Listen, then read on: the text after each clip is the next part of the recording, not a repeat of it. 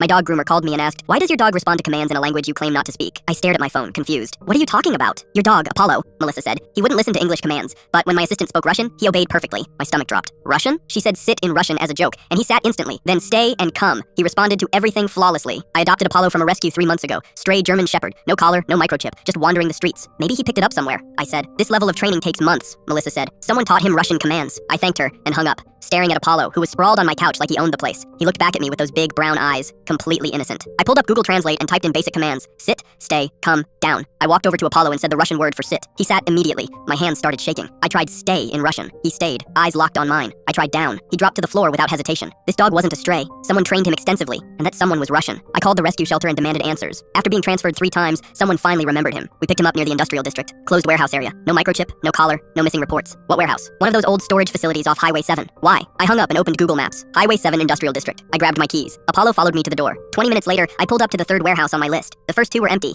but this one looked different. Newer fence, shiny padlock, fresh tire tracks. I felt my heart pounding as I walked closer. Apollo stayed right by my side, but his demeanor changed. His ears went back. His tail stopped wagging. That's when I heard voices inside. Speaking Russian, I froze. Apollo growled, low and deep, something I'd never heard him do before. I pulled out my phone and called 911, whispering my location and what I was hearing. The dispatcher told me to leave immediately and wait for police. I started backing toward my car, but then I heard something that made my blood run cold. Barking. Multiple dogs barking, and not happy barking. Desperate barking. I couldn't just leave. I crept closer to a broken window and looked inside. Cages. Dozens of them. Dogs inside. All breeds, all sizes. Men in tactical gear speaking Russian, inspecting the dogs like livestock. One man pointed at a Rottweiler and led it toward a van. They were trafficking dogs. Apollo wasn't a stray. He was stolen, and somehow he escaped. Sirens wailed in the distance. Police swarmed the warehouse within minutes. Officers breached the doors and arrested 4 men while bringing out the dogs one by one. A detective found me 20 minutes later, still crouched behind the dumpster with Apollo pressed against my leg. "You the one who called this in?" I nodded, barely able to speak. He looked down at Apollo. "This your dog?" "Yeah, I adopted him 3 months ago from a shelter. I didn't know he was stolen until today." The detective crouched down and scratched Apollo behind the ears. "This operation's been running for 2 years. We've been trying to find it for months. You just shut down one of the biggest dog trafficking rings in the state." He stood up and handed me his card. "We'll need a statement, but your dog's a hero. He led you right to them." I looked down at Apollo, who was wagging his tail again, completely oblivious to the magnitude of what just happened. The detective paused before walking away. "By the way,